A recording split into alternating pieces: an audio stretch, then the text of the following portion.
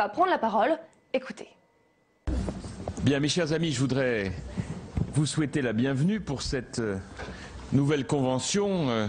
Vous avez bien noté que à l'UMP, nous organisons à rythme très soutenu ces conventions sur tous les grands sujets qui passionnent les Français, qui sont au cœur du débat public. Je ferai d'ailleurs sur ce point une petite incidente, c'est qu'aujourd'hui, l'UMP, et j'y ajoute l'ensemble des clubs qui travaillent avec nous, l'UMP est le seul parti politique en France, alors que nous sommes à moins de 1 an des présidentielles, qui consacre autant, si j'ose dire, de temps, mais aussi d'énergie à se mobiliser et à mobiliser les Français sur les grands sujets qui intéressent notre pays. Ce qui fait tout de même un contraste avec un parti socialiste dont vous avez constaté les uns et les autres qu'il est totalement absent du débat d'idées. C'est vrai qu'avec toute l'équipe dirigeante de l'UMP, nous avons fait ce choix de travailler sur le fond, en traitant une à une toutes les préoccupations des Français. À chaque fois d'ailleurs, ce sont des sujets difficiles, ce sont des sujets qui engagent, qui nous amènent naturellement à exprimer aussi nos différences au sein de notre famille politique. Je considère que le rôle du secrétaire général que vous avez devant vous, il est évidemment d'être garant de la liberté de débat.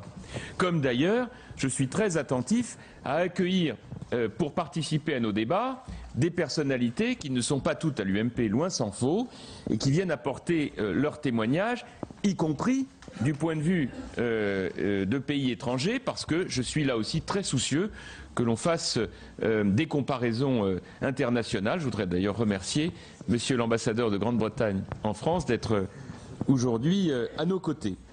Alors, c'est vrai qu'on a abordé et qu'on aborde régulièrement toute une série de sujets. Je voudrais à nouveau rappeler, du point de vue de l'état d'esprit qui nous anime, qu'il s'agit pour nous de préparer la plateforme pour l'élection présidentielle, mais qui sera la contribution de notre parti, l'UMP, qu'avec Bruno Le Maire, lorsque tous les travaux seront terminés, nous remettrons à notre candidat. Mais ensuite, le candidat, il piochera, comme il l'entend, ce qu'il souhaite. Et puis j'imagine qu'il s'inspirera sans nul doute d'autres contributions aussi. C'est la loi du genre, parce que notre conception de la Ve République, c'est aussi que l'élection présidentielle, c'est d'abord une relation directe entre un homme ou une femme et le peuple français.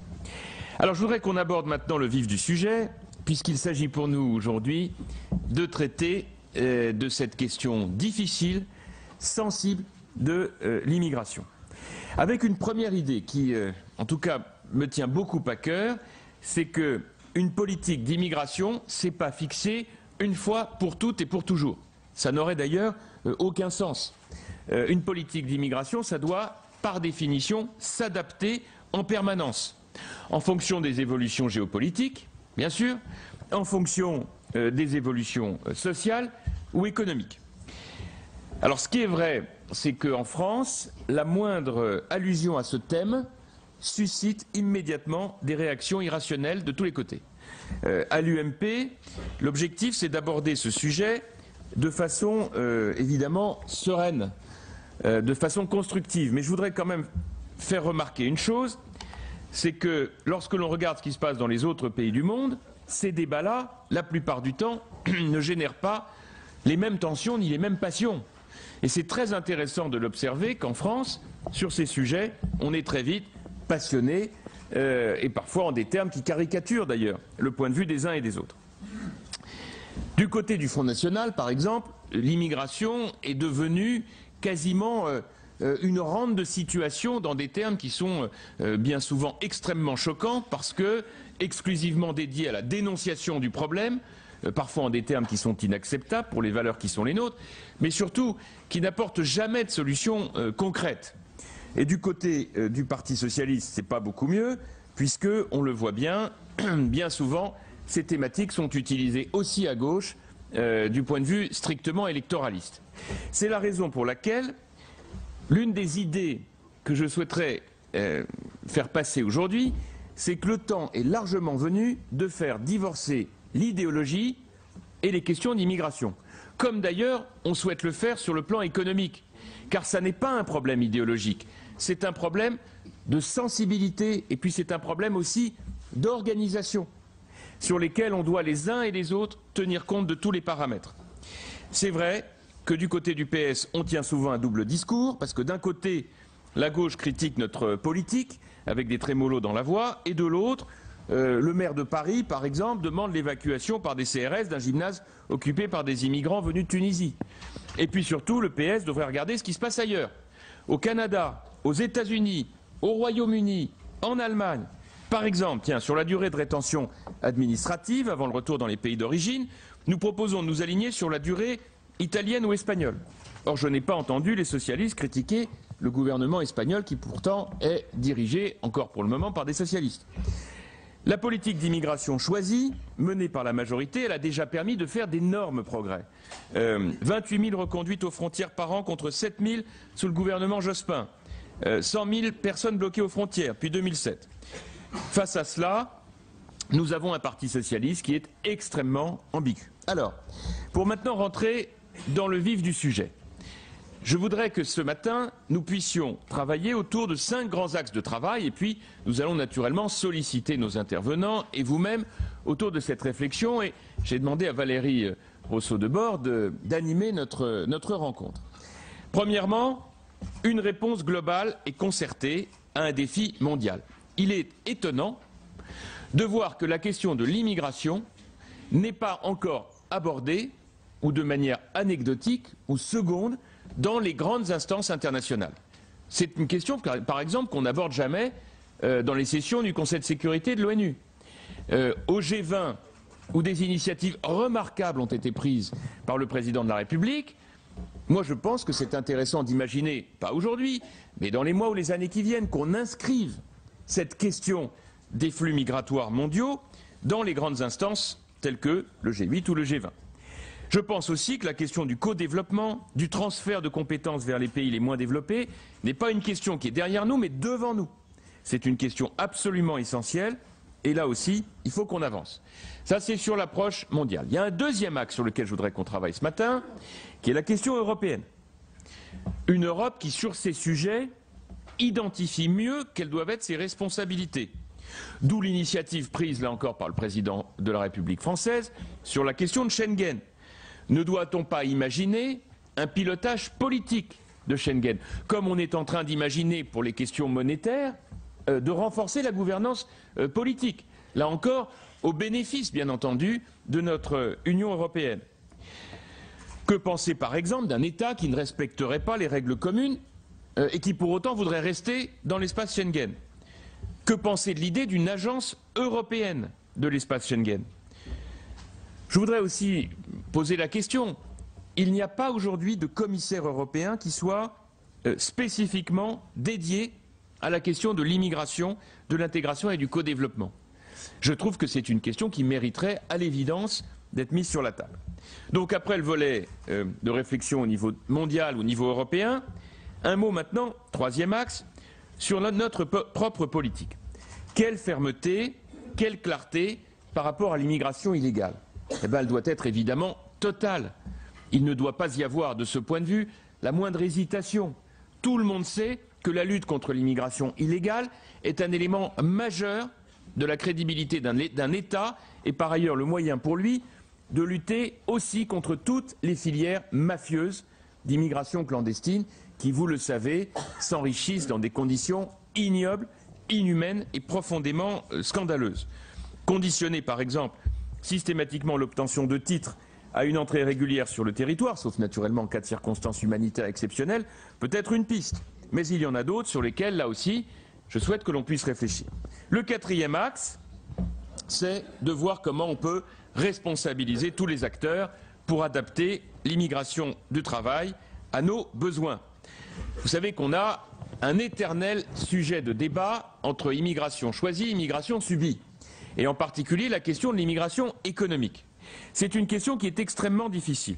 Moi, je ne verrai que des avantages à ce qu'il y ait un débat, une conférence nationale qui se tienne régulièrement, alors peut-être tous les 2 ans, je ne sais pas, sur la question de ce que l'on appelle l'immigration économique, de savoir finalement, par rapport aux métiers en tension, de quoi l'économie française a ou non besoin.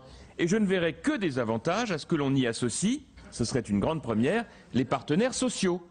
On pourrait parfaitement considérer que les syndicats, les représentants des syndicats et du patronat, qui sont mobilisés sur de très nombreux sujets qui ont trait au droit du travail ou au droit social, le soient aussi sur la question de ce que l'on appelle les besoins en main-d'œuvre d'origine immigrée par secteur économique, par exemple.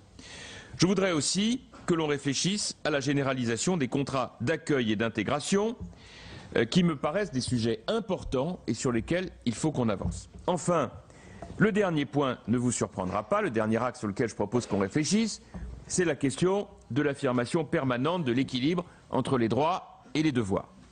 Vous le savez, lorsque j'ai tenu le dernier Conseil national avec l'ensemble de l'équipe dirigeante de l'UMP, j'ai proposé une marque de fabrique pour l'UMP par opposition aux deux autres grands blocs, Parti socialiste et extrême droite, en disant ce qui caractérise l'UMP, c'est que l'UMP c'est le parti des réformes, par opposition aux autres partis qui sont plutôt les partis des conservatistes, c'est le parti qui regarde et qui prépare l'avenir, et c'est le parti des droits et des devoirs.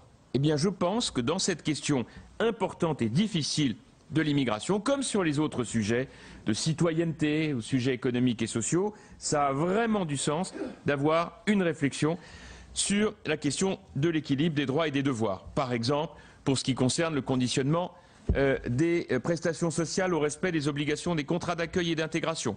Par exemple, aux questions d'obtention des droits de regroupement familiaux par rapport à un certain nombre de comportements. On le voit bien, il y a là des réponses qu'il nous faut appréhender et sur lesquelles je souhaite là aussi que nous ayons un débat. Donc vous le voyez, beaucoup de questions sont sur la table.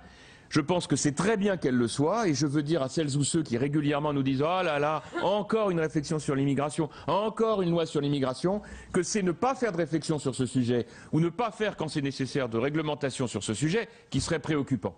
Parce que les temps ont beaucoup changé et qu'elles sont sans cesse évolutives et que nous avons donc une obligation signalée, comme aurait dit le général de Gaulle, d'y travailler en permanence pour le bien de nos concitoyens et dans le respect des valeurs de la République française.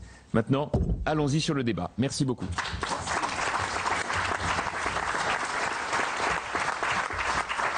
Merci à...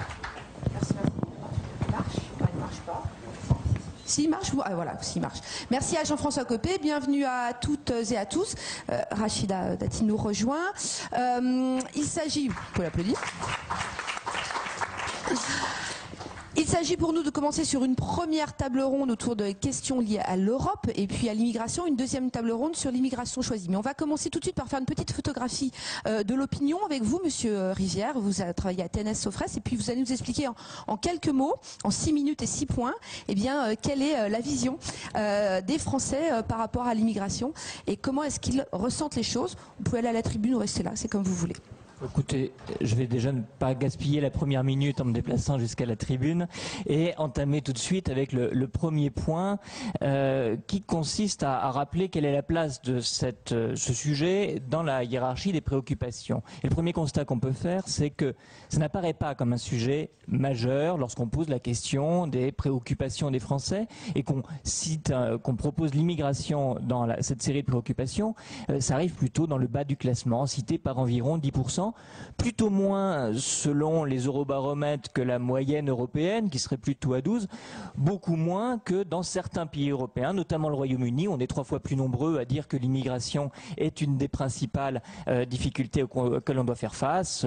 La Belgique, l'Autriche, on trouve les mêmes niveaux. Alors c'est un eurobaromètre qui date de la fin de l'année dernière, donc il est possible que les événements qui sont survenus, notamment en Libye, en Tunisie, modifiés en Italie et en France, et niveau de perception, mais structurellement, ça n'apparaît pas comme un sujet de préoccupation majeur. Et pour autant, l'immigration, lorsqu'on pose des questions sur ce sujet, est vécue, sinon par une majorité, au moins par une moitié, une part croissante des Français, comme une difficulté, comme un problème. On fait réagir les Français depuis une trentaine d'années sur un certain nombre d'affirmations, dont celle-ci. Il y a trop d'immigrés en France. Au début de l'année, 50% des Français nous disaient il y a trop d'immigrés en France, plus 4 points par rapport à l'année dernière. 42%, plus 5 points nous disaient aujourd'hui on ne se sent plus chez nous en France comme avant. Et on a environ 6 Français sur 10 qui a le sentiment que l'intégration des personnes étrangères en France se passe mal. Et par ailleurs, ce problème est un problème qui est vécu comme en augmentation. Il y a 2 Français sur 3 qui ont le sentiment que l'immigration a augmenté au cours des dernières années. Et ce problème est un problème extrêmement clivant si on l'analyse politiquement. 50% des Français nous disent qu'il y a trop d'immigrés en France. Cette proportion, elle est de 30% chez les sympathisants de gauche. Des 2 tiers, 70% presque même chez les sympathisants UMP et 97% chez les sympathisants Front National. Si on le prend à l'envers, ça veut dire que c'est identitaire. Un sympathisant du Front National est quelqu'un qui pense qu'il y a trop d'immigrés en France. Et il y a une forte association de la question de l'immigration au Front National. Et ça crée des conséquences que vous connaissez bien, de même que le Front National, parce qu'il n'est pas un parti comme les autres, brouille tout un tas de choses, y compris la mesure des intentions de vote, pardon de faire état de mes difficultés au quotidien. Et bien de la même manière, l'immigration va être un sujet que vous savez et que vous avez décrit comme étant sensible et que les Français, quand on les interroge, nous décrivent comme étant un sujet difficile, un sujet sensible, un sujet qui sent le soufre, une forme de tabou. Les tabous, on le sait bien, quand on en parle, ça pose des problèmes. Et quand on n'en parle pas, ça pose des problèmes. Mais c'est une difficulté que de savoir en parler. Alors, l'immigration, donc, est un problème pour, on va dire, une part fluctuante, mais autour de la moitié des Français. Pour quelles raisons? La Commission nationale consultative des droits de l'homme a mis en place, depuis le début des années 90, un baromètre qui est très très éclairant et qui explore à la fois l'opinion des Français à l'égard du racisme et la lutte contre le racisme et à l'égard de ces sujets qui nous intéressent aujourd'hui. La principale cause chez ceux qui identifient l'immigration comme un problème, c'est les questions d'emploi. La deuxième citée, c'est l'équilibre des comptes sociaux. Et on nous parle aussi, il y a 3 causes fondamentalement citées de problèmes. Il y a l'insécurité. Il y a 44% des Français qui sont aussi d'accord avec l'idée que l'immigration est la principale cause d'insécurité. Sur l'emploi, les choses ont quand même beaucoup bougé depuis 20 ans. La question de la préférence nationale à l'emploi, qui recueillait l'assentiment de près de la moitié des Français au début des années 90 et même à la fin des années 80, ne recueille plus aujourd'hui l'assentiment que d'un Français sur 5. Donc on est en train de revisiter ça, et quand on travaille plus en profondeur sur des analyses, et notamment des études qualitatives, on se rend compte qu'il y a bien quelque chose qui va se situer aussi autour de l'équilibre des comptes sociaux et du comportement chez certains immigrés demander trop à la solidarité. Mais ces représentations et ces analyses des problèmes posés fonctionnent beaucoup par stéréotypes. Cette proportion de 50% des Français, j'en suis à mon 5e point, je crois que je suis dans les temps, cette proportion de 50% des Français qui nous dit qu'il y a trop d'immigrés en France varie fortement en fonction de la présence étrangère. Elle est inversement proportionnelle à la présence étrangère. Elle culmine dans les zones rurales sous influence urbaine, 75%, et elle est la plus faible dans les zones urbaines, Paris, Lyon, Marseille. Et quand on fait d'autres analyses, que fait d'ailleurs le baromètre de la CNCDH, qui croise le sentiment qu'il y a trop d'immigrés en France avec les données objectives sur la population étrangère et commune, on voit que c'est dans les communes où il y a la plus forte proportion de personnes étrangères qu'il y a le moins le sentiment qu'il y a trop d'immigrés en France. Alors je ne vous dis pas que les uns ont raison et que les autres ont tort. C'est pas mon propos. D'ailleurs, c'est jamais le propos des sondages de dire qui a raison ou qui a tort, à mon avis. J'ai juste donné une représentation des représentations, des attentes et des aspirations des Français. C'est bien assez difficile. Simplement, ça montre qu'on va fonctionner souvent sur ces questions de l'immigration par des représentations médiatisées ou ponctuelles. J'ai une idée, même s'il n'y a pas d'immigrés là où j'habite, de la présence étrangère en France quand je vais faire mes courses au supermarché à la pairie de la plus grande ville du coin. J'ai une idée de ce que fait l'immigration à la situation française parce qu'à la télé, je vois des choses qui me donnent cette idée. Donc il y a une vision très très contrastée sur le territoire de cette question de l'immigration. Il y a une vision aussi très contrastée chez les gens eux-mêmes. la France ne se répartit pas entre les pro-immigrés et les anti-immigrés à 50-50. On va nous dire aussi bien, très majoritairement, qu'il y a trop d'immigrés qui viennent en France uniquement pour profiter de la protection sociale, qu'on va nous dire, mais aux 3/4, c'est-à-dire là aussi très majoritairement, que les travailleurs immigrés doivent être considérés en France comme chez eux parce qu'ils contribuent à l'économie française. On va nous dire aussi aux 2/3 que l'immigration est une forme d'enrichissement culturel. On va fonctionner comme ça avec des figures, des images, des figures d'immigrés. Certaines vont attirer la sympathie, l'ouvrier qui se lève tôt, le commerçant du coin, dont on voit aussi qui travaille beaucoup, qui est très disponible et très sympathique. Puis il va y avoir des figures repoussoires.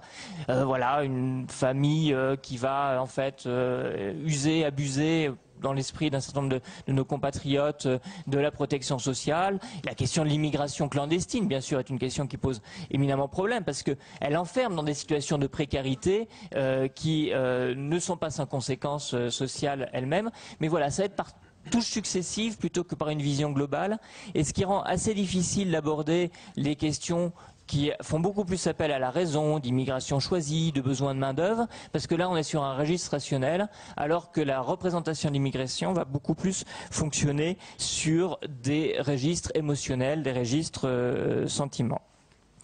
Et puis, il y a un point, et c'est mon dernier point, qui est, je crois, fondamental, qui est que la question de la migration va interagir et percuter 3 phénomènes qui affectent en profondeur la situation de la France. Le premier, c'est que l'immigration, c'est une composante de la mondialisation, d'une certaine manière.